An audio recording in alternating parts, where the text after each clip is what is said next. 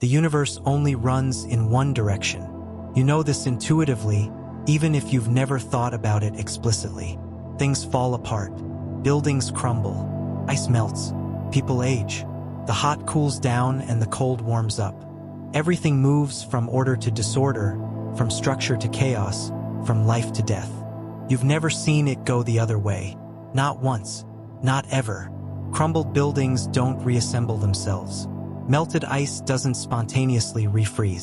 The dead don't rise. The old don't become young. The universe has a direction.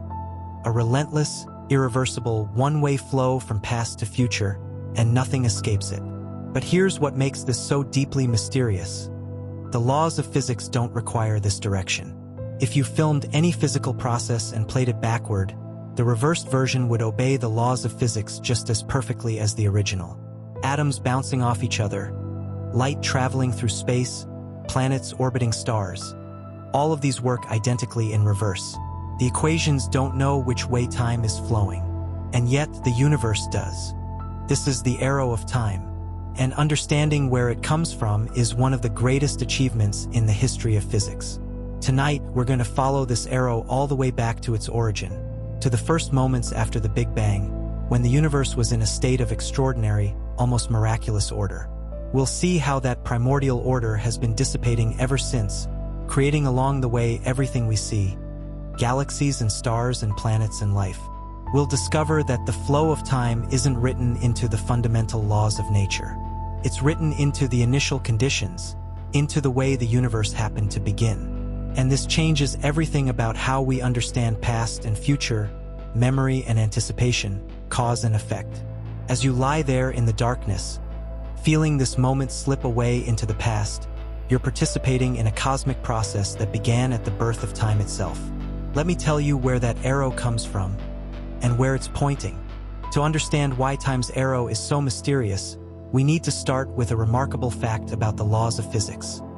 They don't have a preferred direction in time. Consider Newton's laws of motion. An apple falls from a tree, accelerating downward under the influence of gravity. Now imagine filming this and playing it backward. You'd see the apple leap up from the ground and decelerate as it rises to meet the branch. This looks strange. We never see apples jump into trees, but it doesn't violate Newton's laws. The reversed motion is a perfectly valid solution to the equations. The same is true for electromagnetism. Light travels from a candle flame to your eye. In reverse, light would travel from your eye to the candle. Odd, perhaps, but permitted by Maxwell's equations. It's true for quantum mechanics. A particle decays into two other particles. The reverse process, two particles combining to form the original, is allowed by quantum theory. It's even true for general relativity. A planet orbits a star, tracing an ellipse through curved spacetime. Reverse the orbit and you get another valid orbit, just traversed in the opposite direction. Physicists call this time reversal symmetry. The fundamental laws treat the past and future identically. If you were shown the equations of physics without any context, you would have no way of knowing which direction we call forward in time. The mathematics is perfectly symmetric. This is not some minor technical detail. It's a profound feature of reality at its deepest level. Every force, every interaction, every process we've discovered in the subatomic world works the same way forward and backward in time. And yet, the world we actually live in is drastically asymmetric. The past and future are completely different. We remember the past but not the future. Causes precede effects, not the other way around. Entropy increases but never decreases. Everything runs in one direction. How can this be? How can time-symmetric laws produce a time-asymmetric universe? This is the puzzle that confronted physicists in the 19th century, when the science of thermodynamics, the study of heat and energy, first revealed the arrow of time in all its darkness. And it's a puzzle that would lead to one of the most beautiful and far-reaching ideas in all of science. In the early 1800s, scientists and engineers were obsessed with steam engines. The Industrial Revolution was transforming the world, and the machines driving that transformation ran on heat. Heat converted into mechanical work. But how efficient could these engines be? How much work could you extract from a given amount of heat? These practical questions led to fundamental discoveries about the nature of energy and its transformations. French physicist Sadi Carnot showed that no engine could be perfectly efficient. Some heat would always be wasted, lost to the environment rather than converted to useful work. This wasn't an engineering limitation. It was a law of nature. German physicist Rudolf Clausius generalized this insight into what became the second law of thermodynamics. He introduced a new quantity which he called entropy and showed that in any natural process, entropy always increases. But what is entropy? This is where things get subtle and where the true depth of the concept emerges. At first, entropy was defined in terms of heat transfer, specifically heat divided by temperature. But later, through the work of Ludwig Boltzmann and others, a deeper understanding emerged. Entropy is a measure of disorder. More precisely, it's a measure of the number of microscopic arrangements that correspond to a given macroscopic state. Let me explain what that means with an example. Imagine a box of gas. You can describe the gas macroscopically by its temperature, pressure, and volume. But you could also describe it microscopically by specifying the exact position and velocity of every single molecule. The macroscopic description is simple, but the microscopic description is unimaginably complex. There are more molecules in a breath of air than there are stars in the observable universe. Here's the key insight. Many different microscopic arrangements produce the same macroscopic state. If you swap two molecules, the temperature and pressure wouldn't change. The macroscopic state is compatible with an enormous number of microscopic configurations. Entropy measures this number. High entropy states correspond to many microscopic arrangements. Low entropy states correspond to few. Now think about what this means. If a system starts in a low entropy state, a state with relatively few compatible microscopic arrangements, and evolves randomly, where is it likely to end up? In a higher entropy state, simply because there are so many more ways to be high entropy than low entropy. This is why entropy increases. It's not a force or a law in the usual sense. It's statistics. It's probability. There are vastly more disordered arrangements than ordered ones, so systems naturally evolve toward disorder. Imagine shuffling a deck of cards that starts in perfect order, ace through king in each suit. One shuffle introduces some disorder. Another shuffle introduces more. If you keep shuffling, the deck becomes more and more random. Could it eventually return to perfect order? In principle, yes, that's one of the possible arrangements, but the probability is vanishingly small. There's only one way to be perfectly ordered and an astronomical number of ways to be disordered. Disorder wins. This is entropy in action. And it explains why ice melts, why buildings crumble, why perfume spreads through a room, why everything runs down. These are all transitions from less probable states to more probable ones. But this explanation creates as many problems as it solves. Because if the increase of entropy is just statistics, just systems moving from less probable to more probable states, then it should work the same way in both directions of time. If a low entropy state is unlikely, then it's unlikely whether you're looking toward the past or toward the future. The statistical argument doesn't know about time's direction. So why does entropy increase toward the future and not toward the past? This is the deep puzzle. And answering it requires us to confront the most important question of all. Why was the entropy of the universe so low to begin with? Here is the key to everything. The reason entropy increases toward the future is that entropy was lower in the past. And the reason entropy was lower in the past is that the universe began in an extraordinarily low entropy state. This might sound circular, but it's not. It's actually a profound shift in how we think about the arrow of time. Most explanations in physics are dynamical. They tell you how things change according to laws. But the arrow of time isn't dynamical. It's about initial conditions. The laws of physics are time-symmetric. They don't create the arrow. The arrow comes from the way the universe started. This idea is sometimes called the past hypothesis. The universe began in a state of very low entropy. Think about what the universe was like shortly after the Big Bang. It was hot, unimaginably hot, billions of degrees. It was dense, all the matter and energy in the observable universe compressed into a tiny volume.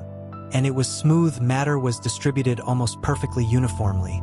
with only tiny variations of about 1 part in 100,000. Now, you might think a hot, dense, uniform state sounds pretty disordered. But from the perspective of entropy, it's actually extraordinarily ordered because of gravity. Here's why. When gravity is weak, high entropy means uniformity. Gas spreads out to fill its container. Heat distributes evenly. Uniformity is the most probable state. But when gravity is strong, everything changes. Gravity pulls matter together. It wants to form clumps: stars, galaxies, black holes.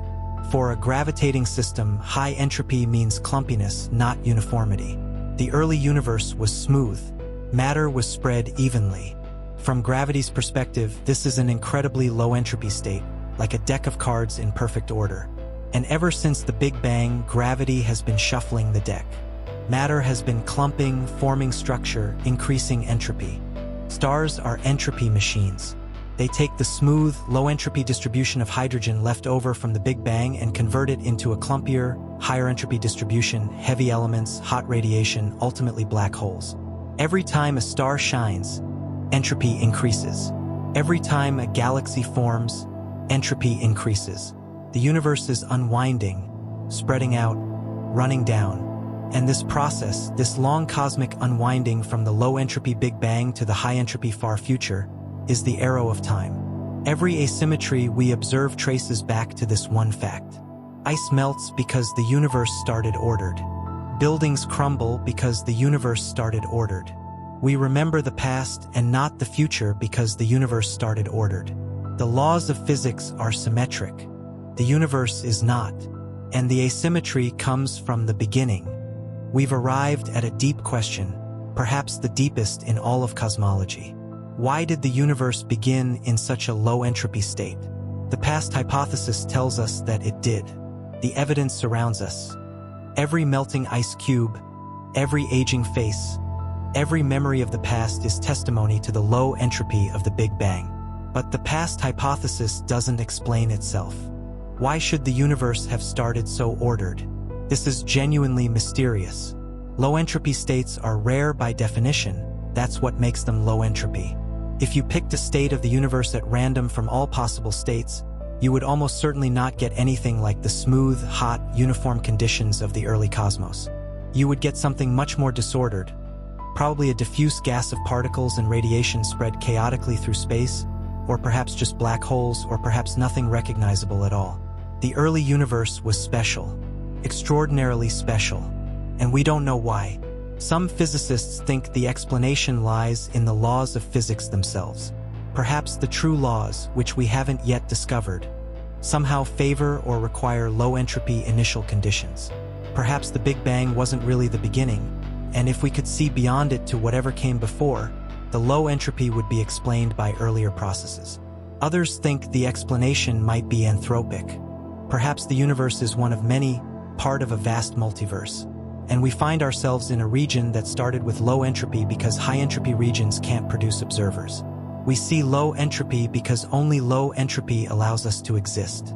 Still, others suspect that our very notion of probability breaks down when applied to initial conditions. The usual statistical arguments assume that all microscopic arrangements are equally likely, but maybe that assumption fails at the birth of the universe. The truth is, we don't know. The origin of the low-entropy initial state is one of the great unsolved problems in physics. We know the past hypothesis is true, the evidence is overwhelming, but we don't know why it's true. What we do know is that given the past hypothesis, everything else follows. The increase of entropy, the arrow of time, the difference between past and future, all of it is a consequence of the universe starting in that special, ordered, improbable state. As you lie there in the darkness, you are part of this cosmic story. The low entropy that was present at the Big Bang has been spreading out, dissipating, unwinding for 13.8 billion years. The stars shine because of it. The planets formed because of it. Life evolved because of it. And right now, in your brain, memories are forming and thoughts are occurring. And all of this is part of the great entropic flow from that ordered beginning toward a disordered end. You exist because the universe started so improbably ordered. And you experience time's passage because that order has been dissipating ever since. Let's bring this down to earth, or rather, to your kitchen. You make a cup of coffee. The coffee is hot. The surrounding air is cool. What happens? The coffee cools down. Heat flows from the hot coffee into the cooler air until they reach the same temperature. This is so familiar, so mundane, that it hardly seems worth remarking on. But think about the reverse process. Could heat flow from the cool air into the coffee, making the coffee hotter and the air cooler? This would conserve energy. Total energy doesn't change, it's just redistributed. It would obey Newton's laws. Molecular collisions work fine in reverse. And yet it never happens. Not once in the history of the universe. Why not? Entropy. When heat flows from hot to cold, entropy increases. When heat flows from cold to hot, entropy decreases. The first process is overwhelmingly probable. The second is overwhelmingly improbable. Not impossible, the laws of physics allow it, but so unlikely that you could wait for the entire age of the universe and never see it happen. Every irreversible process in your daily life is like this. Eggs break but don't unbreak because the broken state has higher entropy. Milk mixes into coffee but doesn't unmix because the mixed state has higher entropy. Your room gets messy but doesn't spontaneously tidy itself because disorder has higher entropy than order. This is why the arrow of time is so pervasive. It's not imposed by some special time-asymmetric law. It emerges from the statistics of large numbers of particles, combined with the low-entropy initial conditions of the universe. Even biology is governed by entropy. Life might seem like a counterexample. Organisms are highly ordered, and they maintain that order throughout their lives. Don't living things decrease entropy? Not when you look at the whole picture. Living things are open systems. They take in low-entropy energy, like the concentrated energy of sunlight or the chemical energy in food, and they excrete high-entropy waste, like diffuse heat and disordered molecules. The total entropy of the organism plus its environment always increases. Life rides the entropic flow. It doesn't reverse it. Your body right now is performing this trick. You're consuming ordered energy and producing disordered waste, maintaining your structure while increasing the entropy of the universe.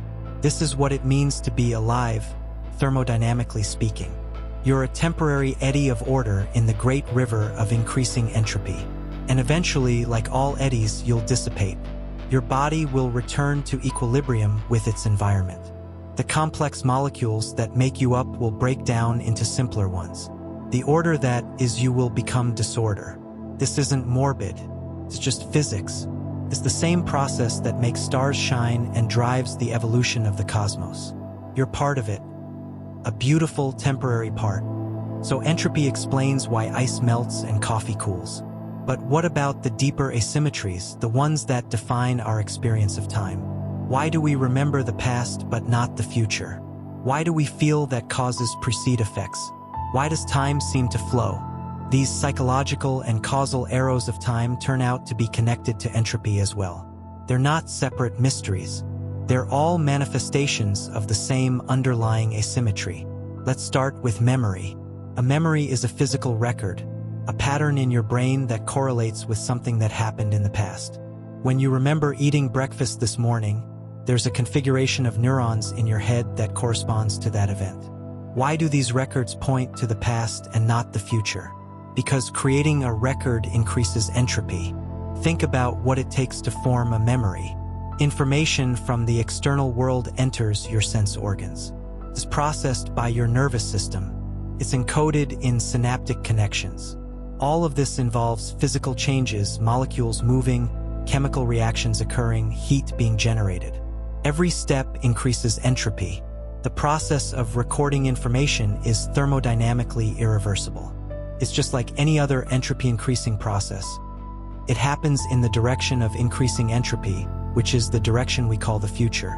So memories point to the past because memory formation increases entropy, and entropy increases toward what we call the future. The arrow of memory is the arrow of entropy. What about causation? Why do causes precede effects? This is subtler, but it's also connected to entropy.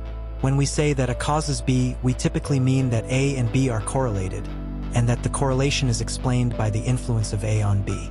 But correlations themselves don't have a direction. If A is correlated with B, then B is correlated with A. What makes us see A as the cause and B as the effect? The answer involves entropy and the past hypothesis.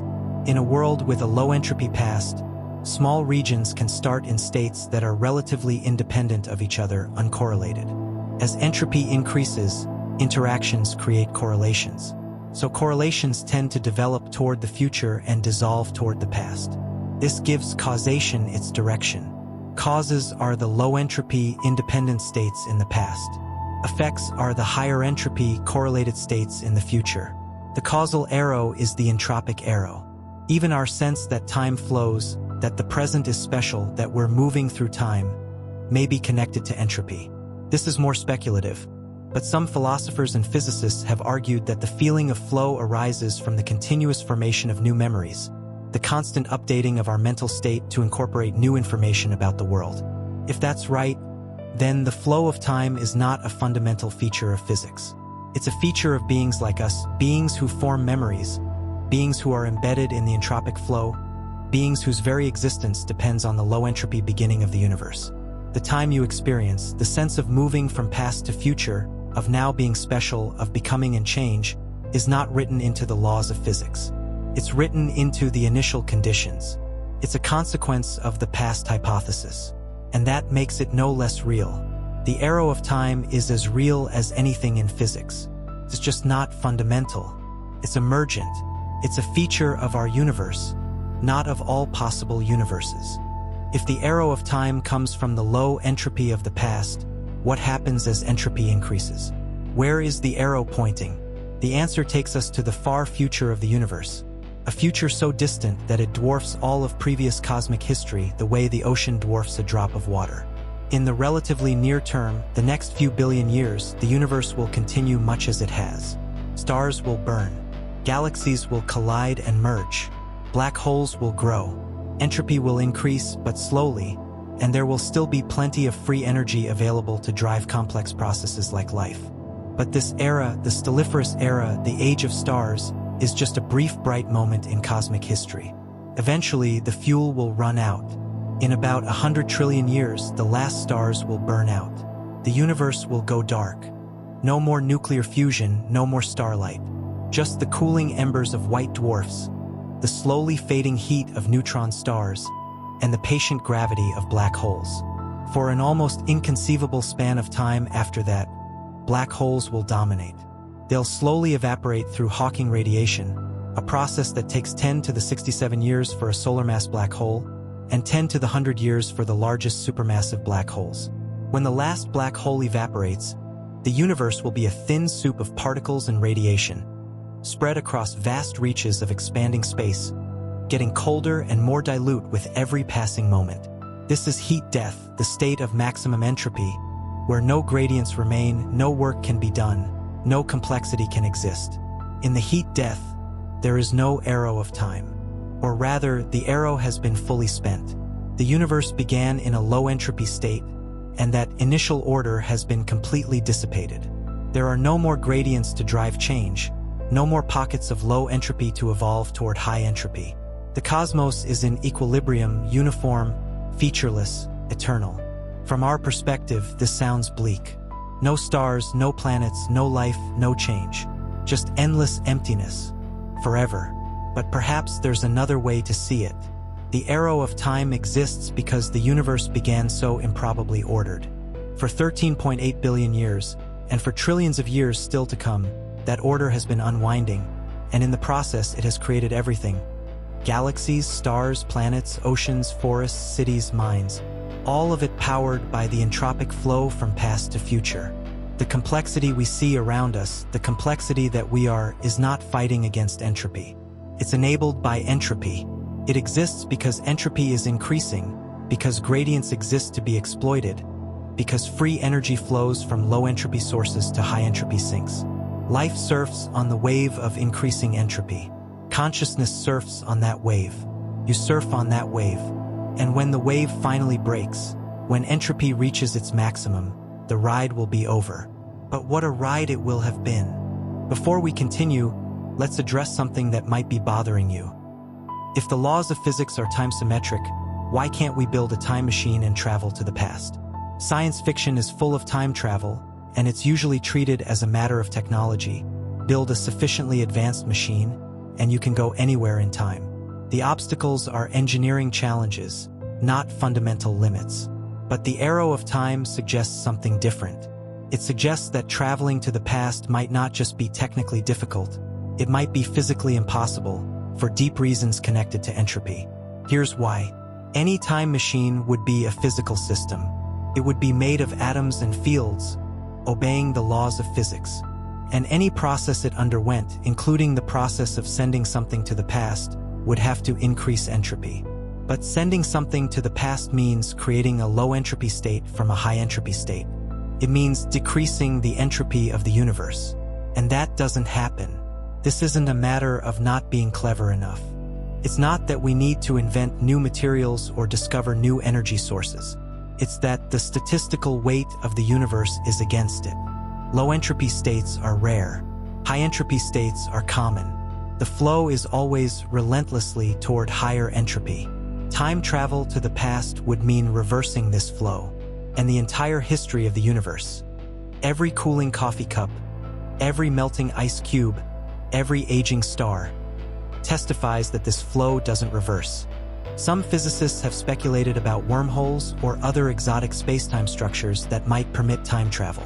These are valid solutions to Einstein's equations, so they're not ruled out by the laws of physics directly. But they all seem to require either negative energy or violations of causality that may themselves be forbidden by deeper principles.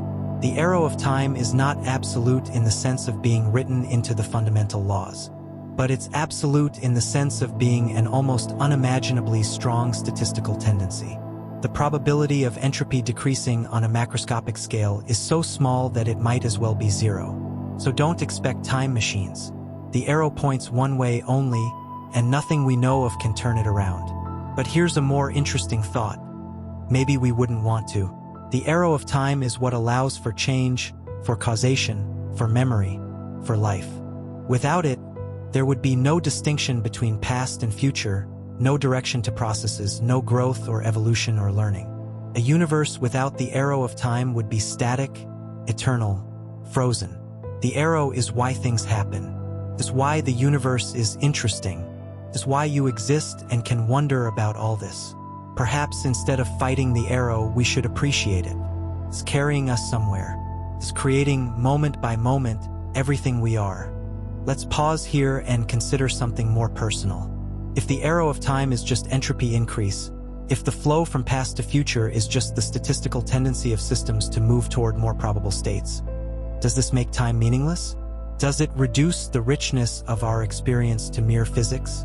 I don't think so. In fact, I think understanding the arrow of time can deepen our appreciation of existence.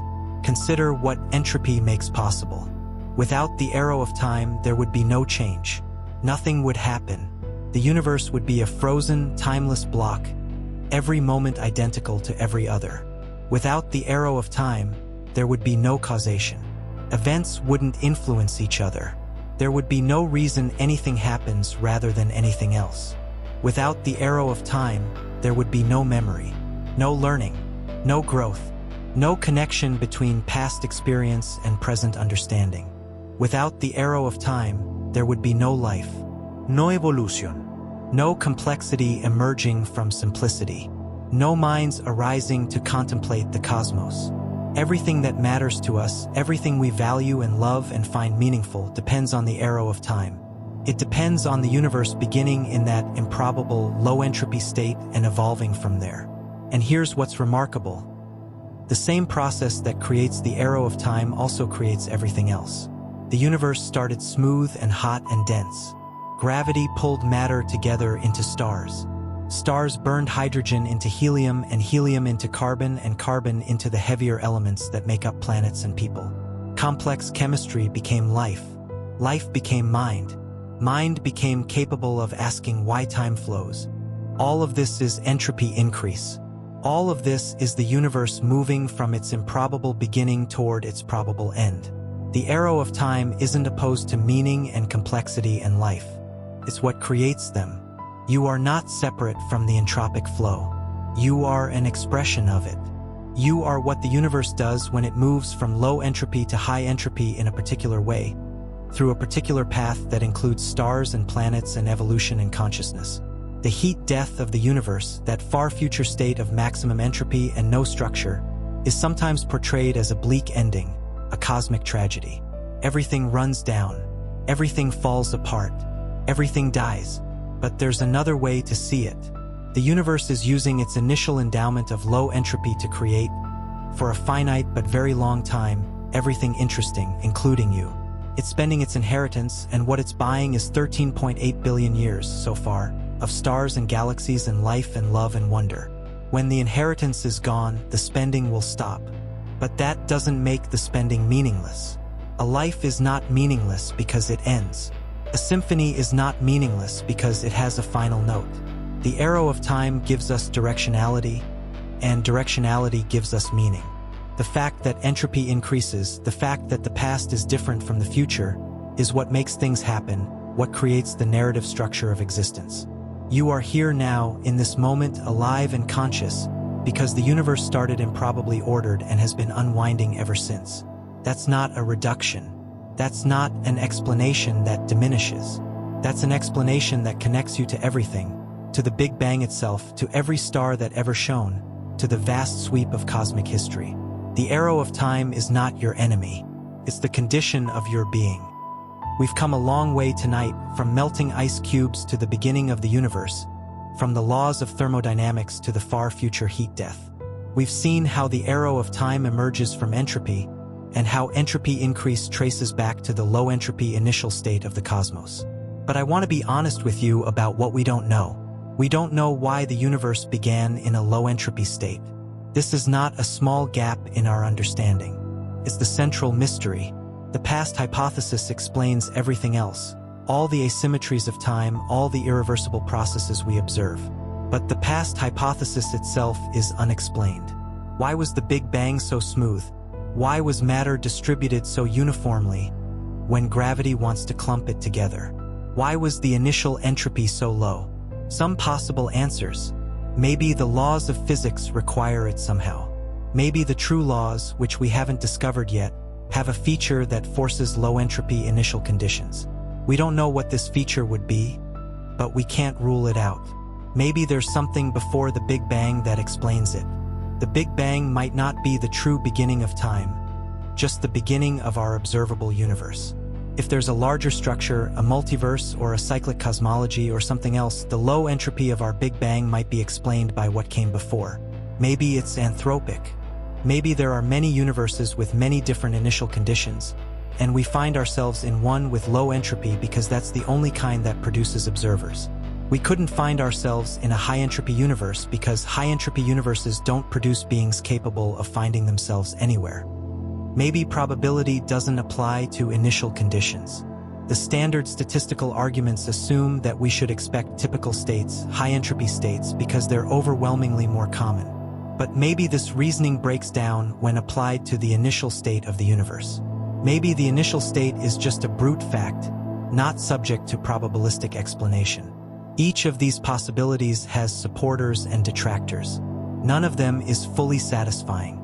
The origin of the low entropy beginning remains an open problem, one of the deepest in all of physics. And I think that's okay. Not every question needs an answer right now. Some mysteries are worth sitting with, contemplating, appreciating for their depth and difficulty. The arrow of time is largely understood. We know where it comes from. It comes from entropy, and entropy increase comes from the low entropy initial state. That's a magnificent achievement, a century and a half of brilliant physics culminating in a coherent picture of why the universe has a direction. But the ultimate origin of that direction remains hidden. We've traced the arrow back as far as we can, to the first moment of the Big Bang, and there we stop. Beyond lies mystery. Maybe someday we'll solve it. Maybe new physics will explain why the universe had to begin the way it did. Or maybe it will remain a brute fact, the unexplained foundation on which everything else rests. Either way, the arrow flies, time flows, entropy increases, and here we are, along for the ride. As you lie there in the darkness, let's think about now. The present moment is slipping away. You can feel it happening. the words you just heard becoming memories, the instant you're in becoming the past. This is not illusion. It's not just psychology. It's the arrow of time, the cosmic flow from low entropy to high entropy, happening right now in you and around you. Your body is generating entropy. Your cells are metabolizing, burning glucose, producing heat. Your neurons are firing, processing information, forming memories. All of these processes are irreversible. All of them increase the entropy of the universe. All of them are part of the great unwinding that began at the Big Bang. This moment will never come again. Not because of some poetic sentiment, but because of physics. The entropy of the universe is higher now than it was a moment ago. The past state cannot be recovered. The arrow points forward. This might sound sad, the loss of every moment as it passes, the impossibility of return. But I think there's something beautiful in it too. The present moment matters precisely because it's irreversible. If time were symmetric, if we could go back and forth freely, then moments would have no weight. They'd be revisable, editable, disposable. Nothing would be truly at stake. But time is not symmetric. The arrow points one way. What you do now matters because it cannot be undone. The choices you make are real choices with real consequences, precisely because they're embedded in the entropic flow. This is what makes life meaningful, the fact that it happens once in one direction with no possibility of replay. The arrow of time is not a limitation. It's the condition of significance. And here's another thought. The present moment is where all the action is. In physics, we sometimes describe the universe as a four-dimensional block spacetime, with past and future laid out together like frames of a film. From this perspective, all moments exist equally. The universe just is, timelessly. But the arrow of time suggests that this block is not featureless. It has a gradient from low entropy at one end to high entropy at the other. And that gradient defines a direction, a flow, a sense of becoming. The present moment is where that flow is happening. It's where entropy is increasing, where causes are becoming effects, where memories are being formed. The present is the cutting edge of the universe's evolution from its ordered beginning toward its disordered end. You are there at that cutting edge right now. You are part of the active process, the cosmic becoming. Not just witnessing the universe, participating in it. There's one more deep question to consider. Why are we aware of the arrow of time? Entropy increases. That's physics. But we don't just know this abstractly, we experience it. We feel time passing. We sense the difference between past and future. We're embedded in the flow, not standing outside it. Why? The answer is that consciousness is itself part of the entropic process. Your brain is a physical system, subject to thermodynamics like everything else. It takes in low-entropy energy, it processes information, it generates entropy. The arrow of time runs through it. Memories are entropic records. When you remember something, that memory exists because a physical process created a correlation between your brain state and a past event. Memory formation increases entropy. It's an irreversible process, part of the universal trend toward disorder. So consciousness doesn't stand outside time, observing its passage from some neutral vantage point. Consciousness is in time.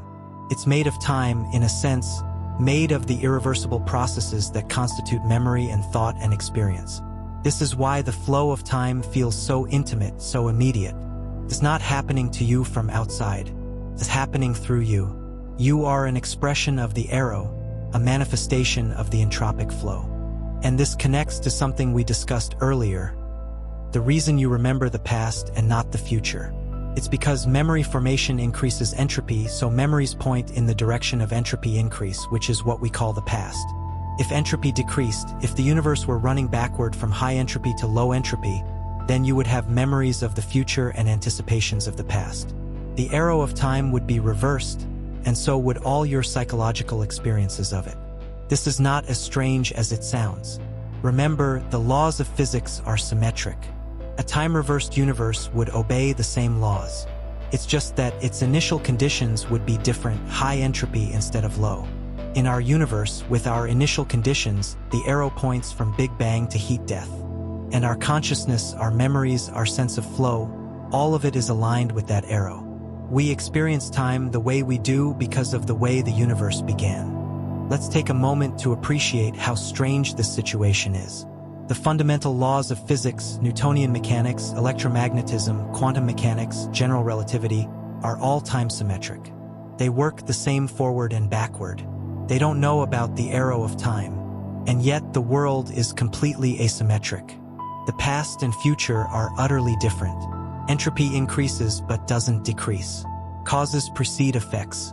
We remember yesterday but not tomorrow. How do symmetric laws produce an asymmetric world? The answer is initial conditions. The laws tell you how a system evolves from one state to another, but they don't tell you what the initial state is. That's a separate input, a boundary condition. And the initial state of our universe was very special, very low entropy. Not because the laws required it, but just as a matter of fact. The Big Bang was smooth and hot and uniform, and that's a low entropy state for a gravitating system. Given that initial state, the laws take over. Entropy increases because there are more ways to be high entropy than low entropy, and systems naturally evolve toward more probable states. The arrow of time emerges from the combination of symmetric laws and asymmetric initial conditions. This is a profound insight. It means the arrow of time is not fundamental, it's emergent. It's not written into the basic laws of physics. It arises from the particular way the universe happened to start. In some other universe with different initial conditions, there might be no arrow of time. Or the arrow might point a different direction. Or there might be multiple arrows.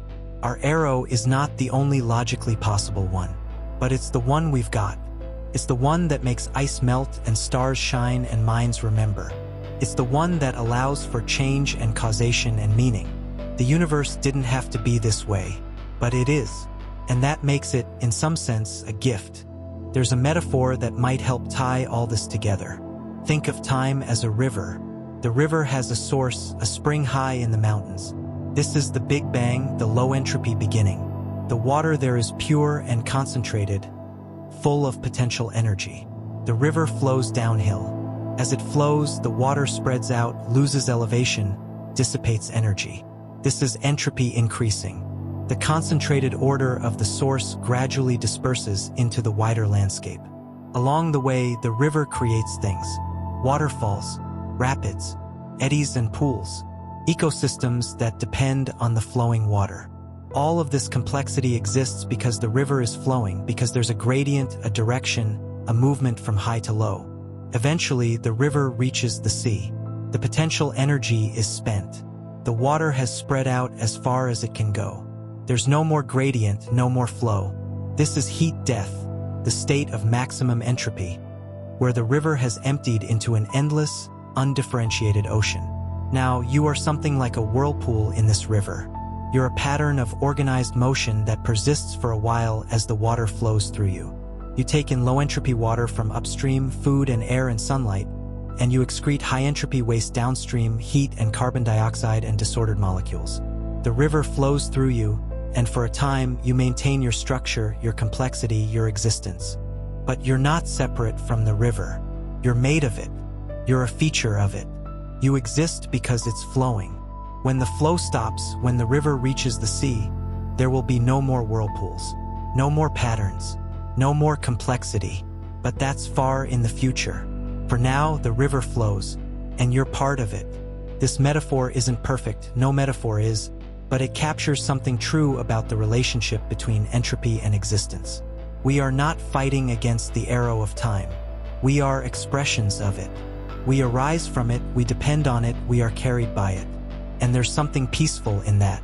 Something that makes it easier to accept the flow, to let go of the wish that things could stay the same forever.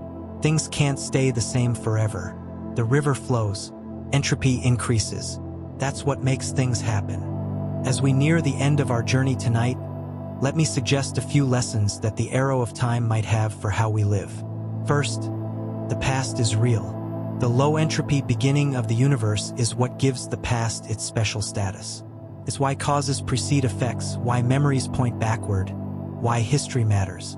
The past is not just an idea or a mental construct. It's a physical fact, grounded in the thermodynamics of the cosmos. The things that happened to you really happened. The people you've loved really existed. The choices you made really shaped your life. All of this is preserved in the entropic record, scrambled and inaccessible, but real. Second, the present matters. The arrow of time means that every moment is irreversible. What you do now cannot be undone. This is what gives the present its weight, its significance, its urgency. You can't go back. You can only go forward. So the present moment, this one right now, is where all your agency lives. It's the only place where you can make choices and take actions and shape the future. The arrow of time is why now matters. Third, the future is open. Entropy tells us the direction of time, but it doesn't tell us exactly what will happen. There are many high-entropy states the universe could evolve into. The arrow points toward higher entropy, but it doesn't determine every detail of the journey. This is where choice and chance and creativity come in. The future is constrained by the laws of physics and by the overall trend of increasing entropy, but within those constraints, there's room for novelty, for surprise, for things that have never happened before. The arrow of time creates the future while leaving it open. That's a remarkable combination: direction without determinism, flow without fate. Fourth, impermanence is not loss. Everything runs down. Everything falls apart. Everyone dies. This is the arrow of time at work: entropy increasing, order dissipating, structure dissolving. But impermanence is not the same as loss. The things that exist are real while they exist. The love you feel, the beauty you see, the joy you experience. These are not diminished by the fact that they will end. They're made possible by the same arrow of time that will eventually end them. Impermanence is the condition of existence, not a flaw in it. The arrow of time teaches acceptance. Not passive resignation, but active acceptance. Engaging fully with the present moment while knowing that it will pass. This is what it means to live in a universe with an arrow of time. This is what it means to surf the wave of entropy. The night is deep now, and perhaps your body is growing heavy, your thoughts soft and slow. You've traveled a long way tonight, from the everyday observation that ice melts and coffee cools, all the way back to the first moments of the universe. From Ludwig Boltzmann and the discovery of entropy to the far future heat death when the last stars have burned out. The arrow of time runs through all of it, through physics and cosmology, through memory and consciousness, through life and death. And it runs through you right now. Your neurons are firing. Your memories are forming. Your body is metabolizing and generating heat. All of these are irreversible processes, small increases in the entropy of the universe. You are participating in this moment, in the cosmic flow from ordered beginning to disordered end. But don't let this keep you awake. Let it be a comfort instead. The arrow of time is not something happening to you. It's something you're part of. It's what makes you possible, what makes existence possible. The universe began with that miraculous low entropy, and ever since it's been unwinding, and in the unwinding it has created everything. Stars and galaxies, planets and oceans, life and love and minds that wonder about it all. You are made of that process. You are an expression of that arrow. Everything you've ever experienced, every joy, every sorrow, every ordinary moment has been part of the entropic flow. And now, as sleep approaches, you can let yourself be carried by it. Let the past be past. Let the future come. Let this moment, which will never come again, be what it is. A unique point in the cosmic river, never to be repeated, already becoming memory. The arrow points forward. Let it carry you into sleep. The universe only runs in one direction, from order to disorder, from past to future, from the Big Bang to the heat death. This is the arrow of time, the great irreversible flow that makes everything happen. You've never seen an egg unbreak. You've never seen smoke flow back into a candle. You've never seen the old grow young or the dead return to life. The arrow points one way only, and nothing in all of existence can reverse it. But this is not a tragedy. It's what makes existence possible. Without the arrow of time, nothing would happen. There would be no change, no causation, no memory, no life. The universe would be static and eternal, frozen in timeless equilibrium. The arrow gives us everything. It gives us stars and planets, forests and cities, love and wonder. It gives us the past that shaped us and the future we're moving toward. It gives us this moment, this precious, irreversible moment, and the next, forever unfolding. You are part of this unfolding. You are part of the arrow. Everything you are and everything you do is part of the great entropic flow from that improbable beginning to the distant equilibrium end. And right now, as sleep takes you, you can rest in that knowledge. The universe had to begin improbably ordered for any of this to exist. You had to exist, you exactly as you are, in this moment, in this place, for the universe to be doing what it's doing. The arrow of time created you, and you are the arrow of time experiencing itself. Before we fully close tonight, let me tell you about the man who first understood all of this, and who paid a terrible price for his insight. Ludwig Boltzmann was born in Vienna in 1844, and he would become one of the most important physicists who ever lived.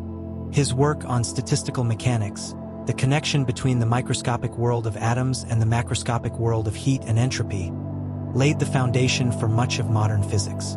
But in Boltzmann's own time, his ideas were rejected. The problem was atoms.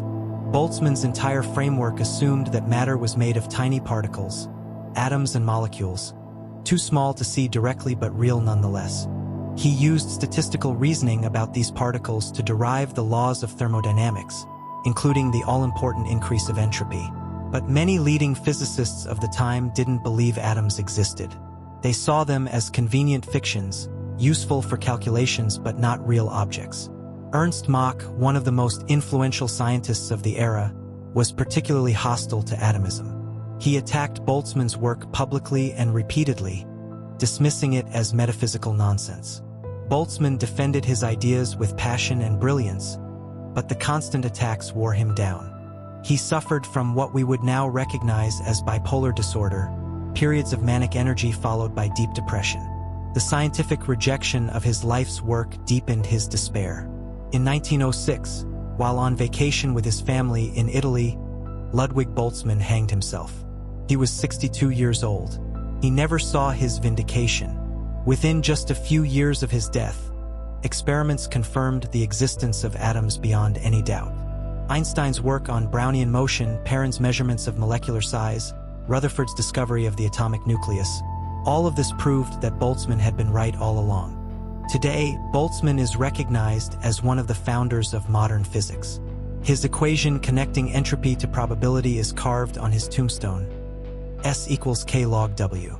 It's one of the most important equations in all of science. And the arrow of time, the phenomenon he struggled to understand, that he glimpsed more clearly than anyone of his era, remains one of the deepest problems in physics. We've made progress since Boltzmann's day. We understand entropy better, we understand the role of initial conditions, we understand the connection to the Big Bang. But we still don't know why the universe began with low entropy. The mystery that tormented Boltzmann is still with us. He deserved better than he got. He was right, and he knew he was right, but the world wouldn't listen. It's one of the sad stories in the history of science. A brilliant man, ahead of his time, destroyed by the rejection of his peers. But his ideas survived. They flourished. They became part of our fundamental understanding of nature. And tonight, as you drift toward sleep, you're thinking about the arrow of time because Ludwig Boltzmann thought about it first. The entropy he quantified is increasing right now, in you and around you. The arrow he discovered is carrying you forward, moment by moment. His ideas are part of how the universe knows itself. Here is perhaps the most remarkable thing about entropy. It creates while it destroys. We tend to think of entropy as destruction, the breaking down of order, the running down of systems, the inexorable slide toward chaos. And in a sense, that's correct. Entropy does increase. Order does dissipate. Structure does dissolve. But at the same time, entropy increase is what creates structure in the first place. Think about stars. A star forms when a cloud of gas collapses under its own gravity. This collapse increases entropy. The gravitational potential energy is converted to heat and radiation that spread out into space. In other words, star formation is an entropy-increasing process. But the star itself is a highly ordered structure. It has a core and an envelope and a precise balance of forces. It's a far more complex object than the diffuse cloud it formed from. Structure has been created by entropy increase. The same is true for galaxies, planets, hurricanes, crystals, and living organisms. All of these are created by processes that increase the overall entropy of the universe. Local order arises at the expense of global disorder. Complexity emerges from the flow of entropy. Life is the most dramatic example. Living things are extraordinarily ordered, vastly more ordered than the raw materials they're made from. And yet life doesn't violate the second law of thermodynamics. Life exists because entropy is increasing, not in spite of it. Here's how it works. A living organism takes in low-entropy energy, sunlight, or chemical food, and uses it to maintain its own order. In the process, it excretes high-entropy waste, heat, carbon dioxide, disordered molecules. The total entropy of the organism plus its environment goes up. The organism stays ordered by exporting disorder. This is the trick of life. It surfs on the entropic flow, using the gradient between low-entropy sources and high-entropy sinks to build and maintain complex structures. And it's not just life. All structure in the universe arises this way. The cosmos is not just running down. It's creating as it runs down. The arrow of time is not just an arrow of destruction. It's an arrow of creation too. This changes how we think about the far future. Yes, eventually the stars will burn out and the universe will reach heat death. But between now and then, between the Big Bang and the final equilibrium, there's an unimaginable amount of room for structure and complexity in life. The universe is young. We're near the beginning, not the end. The entropy is still low enough for wonderful things to happen. The creative period of cosmic history has barely begun. And you're part of that creativity. You're one of the structures that the entropic flow has built. You exist because the universe is increasing its entropy in a particular way, through stars that shine and planets that form and evolution that complexifies. The arrow of time is carrying the universe from creation to dissolution. But we're still in the creation phase. There's so much more to come. Let me offer one final thought before sleep. There's a way of relating to the arrow of time that brings peace instead of anxiety. We often fight against time. We resist aging. We mourn the past. We fear the future. We wish things could stay the same or go back to the way they were, or be different from what they're going to become. But the arrow of time cannot be fought, cannot be reversed or stopped or even slowed down. Entropy increases. Moments pass. The river flows. Fighting against this brings suffering. It's like trying to swim against an infinite current. You exhaust yourself and make no progress. But there's another possibility: acceptance. Not resignation. Not giving up or becoming passive. Acceptance is different. It's aligning yourself with the flow instead of against it. It's working with the arrow of time instead of opposing it. What does this look like in practice? It means being present to this moment, knowing it will pass. Not clinging to it, not wishing it were different, but experiencing it fully while it's here. The moment is irreversible. That's what makes it precious. It means letting go of the past. The past is real, it happened, it shaped you, it matters. But it's also gone. The entropy has increased. The state cannot be recovered. Holding on to the past is like trying to hold on to water that has already flowed downstream. It means accepting uncertainty about the future. The arrow points forward, but it doesn't reveal exactly where it's going. The future is open within constraints. This uncertainty is not a problem to be solved. It's a feature of how time works. Embrace it. It means accepting impermanence. Everything you love will end, not because of some flaw in the universe, but because ending is part of what it means to exist in time. Impermanence is not opposed to value. It's the condition of value. This is what the arrow of time teaches, if we let it. It teaches presence, and release, and openness, and acceptance. It teaches us to flow with the river instead of against it. And tonight, as you drift toward sleep, this might be exactly what you need. Let go. Let the moment pass. Let the river carry you. The arrow flies and you fly with it. The universe began in exquisite order, a state of almost unimaginable smoothness and symmetry, pure potential waiting to unfold. For 13.8 billion years, that order has been spreading out, dissipating, increasing in entropy. And in the process, it has created everything. The first atoms, the first stars, the great spiraling galaxies, the heavy elements forged in supernovae, the planets condensing from stellar debris, the oceans and atmospheres, the first cells, the long evolution of life, the emergence of minds. All of this from entropy increase. All of this from the arrow of time. You are part of this creation. You are one of the forms that the universe has taken on its journey from order to disorder. You are made of atoms that were forged in stars, organized by processes that increased entropy, alive because the arrow of time permits complexity along the way to equilibrium. Right now, in this moment, entropy is increasing in you and around you. Your neurons are firing. Your heart is beating. Your lungs are breathing. All of these are irreversible processes, small contributions to the great cosmic flow. And right now, you're also doing something else. You're experiencing. You're aware. You're conscious of the arrow of time, conscious of the universe, conscious of yourself within it. This is what the universe does in one of its modes. It becomes aware of itself. It creates beings like you, temporary eddies of complexity that can ask where the arrow comes from and where it's pointing. The answer to both questions is the same. From order to disorder, from low entropy to high entropy, from the Big Bang to the heat death. That's the whole story. And you're in it. Sleep now. Let the arrow carry you. Let the moment become memory. Let the present become past. Let the night take you where it will. The river flows. The entropy increases. The universe unfolds.